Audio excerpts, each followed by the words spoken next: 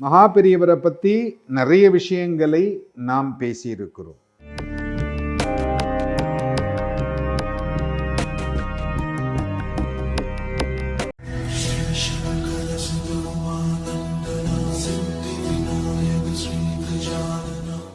வணக்கம். எல்லாம் வல்ல மூகாம்பிகையினுடைய அருளோடு இன்றைய சிந்தனைகள். ஒரு வேத விற்பன்னர் அவருடைய கனவிலே, வேதத்தை சொல்லக்கூடியவருடைய கனவிலே மகா பெரியவர் கனவிலே வந்து அஷ்டவசுக்களுக்கு ஜெபம் செய்து திருப்தி செய்ய வேண்டும். அதற்கு உன்னிடத்தில் எல்லா வசதிகளும் இருக்கிறதா அப்படின்னு கேட்கிறார். கேட்ட உடனே கனவுல சொப்பனத்துல இவர் என்னகிட்ட என்ன வசதி இருக்கு, நான் என்ன பண்ண முடியும்? மகா பெரியவர் சொல்றார், உன்னுடைய துண்டுடைய முனியில ஒரு முடி போட்டிருக்கு, அதை எடுத்து பிரிச்சுப்பார். பிரிச்சு பார்த்தா அட்சதை இருக்கு. இதுவே போருமே, பண்ணிடலாம். அஷ்டவசுக்கள் அப்படிங்கிறது மிக முக்கியமானது. இந்த கும்பாபிஷேகத்தில் பார்த்தீங்கன்னா அந்த அஷ்டவசுக்கள் வச்சிருப்பாங்க. அஷ்டமங்கலம்பாங்க, அஷ்டவசுக்கள் அப்படிம்பாங்க. பூர்ண கும்பம், கண்ணாடி, இதெல்லாம் அஷ்டவசுக்கள். இதையெல்லாம் திருப்தி செய்தால் உலக நன்மை அப்படிங்கிறது சிறப்பாக இருக்கும். வேதத்தில் எந்த மாதத்தில் நாம் எப்படி வழிபாடு செய்ய வேண்டும் அப்படிங்கிறத சொல்லியிருக்கிறாங்க.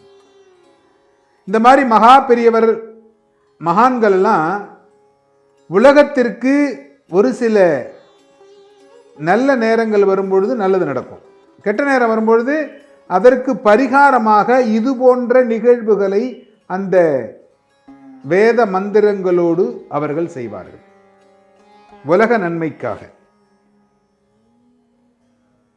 இந்த உலக நன்மைக்காக இவைகளை செய்கின்ற பொழுது இந்த சொப்பனம் பார்க்கிறார். இவர் பார்த்த உடனே சரி மகா பெரியவரை தரிசனம் மட்டும் வந்துடலாம், அவர்கிட்ட போய் இந்த விஷயத்தை சொல்லுவோம். கிளம்பிடுறாரு. பண்டரிபுரத்தில் இருப்பதாக செய்தி. உடனே பண்டரிபுரம் போறார். அங்கிருந்து கிளம்பிட்டார். திரும்ப பக்கத்தில் ஒரு ஊர்ல இருக்கார், அங்க போறார். அங்க போனாக்க இவர் போறதுக்கு முன்னாடி அங்க இருக்கிற சிஷ்யால்கிட்ட காலம்பர 5 மணிக்கெல்லாம் இந்த மாதிரி ஒருத்தர் என்னை பார்க்கறதுக்கு வருவார், அவர் வந்த உடனே நான் அனுப்பி பார்க்க சொல்லு. இவர் உடனே அங்கேருந்து போய் ஆட்டோவில் இறங்குறார். இறங்கினோடனே மகா பெரியவர் இந்த மாதிரி உங்களை உடனே உள்ளார வர சொன்னார் அப்படின்னு சொல்றார். சொன்ன உடனே இவர் உள்ளார போறார். இவர் போறதுக்கு முன்னாடி உடனே பக்கத்தில் இருக்கிற சிப்பந்திட்ட மகா பெரியவர் சொல்றார், அஷ்டவசுக்களுக்கு திருப்தி பண்ணணும், அஷ்டவசுக்களுடைய ஜபங்கள் செய்யணும். காஞ்சிபுரத்தில் நடக்கக்கூடிய எல்லாத்தையும் நிறுத்திட்டு இந்த அஷ்டவசுக்களுடைய ஜபங்கள், இதற்குண்டான புத்தகங்கள்லாம் இருக்கு மடத்துல. இந்த இடத்துல இந்த புஸ்தகம்லாம் வச்சிருக்கேன், இதை எடுத்து இவர்கிட்ட கொடுத்து இந்த ஜபம்லாம் ஒழுங்கா பண்ண சொல்லு. இந்த அஷ்டவசுக்களுடைய திருப்தி செய்தால் மட்டுமே நம்மளுடைய எல்லா விஷயங்களும் நல்ல விதமாக நடக்கும். அதாவது இந்த வித்வானுக்கு இந்த பெரிய பாக்கியத்தை நமக்கு கொடுத்து விட்டார் என்று ஒரு மிகுந்த சந்தோஷம்.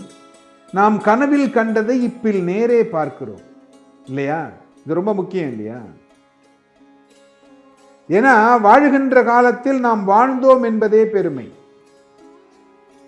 அந்த மகான் இவர் கனவில் கண்டதை நேரடியாக சொல்லுகிறார். சிவஸ்வரூபம், அதான் அவர் சொல்லுவார், சிவோகம் சிவோகம் சிவோகம் இது பாவையேது அப்படின்னு. நீங்க சிவனை ஸ்மரிச்சு அவரோட வாழ்ந்துகிட்டு இருக்கிறீங்க. அதனாலதான் சிவாச்சாரியார் கைகளினால் நீங்கள் விபூதி வாங்கிக் கொள்ள வேண்டும் அப்படின்னு சொல்லுவார். அது மாதிரி இந்த நிகழ்வுகளை எல்லாவற்றையும் நிகழ்த்தி தந்தவர் மகா பெரியவர். உலக நன்மைக்காக எவ்வளவு விஷயங்களை இந்த மகான் நமக்காக செய்திருக்கிறார்.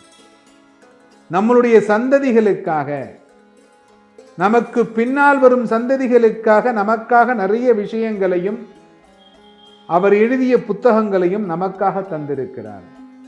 இதையெல்லாம் படித்து நீங்களும் அவர் வழியில் செல்ல வேண்டும் என்று பிரார்த்திக்கிறோம். எல்லோரும் என்பற்றிருக்க சுவாமிநாத சுவாமியை பிரார்த்தனை செய்கிறேன்.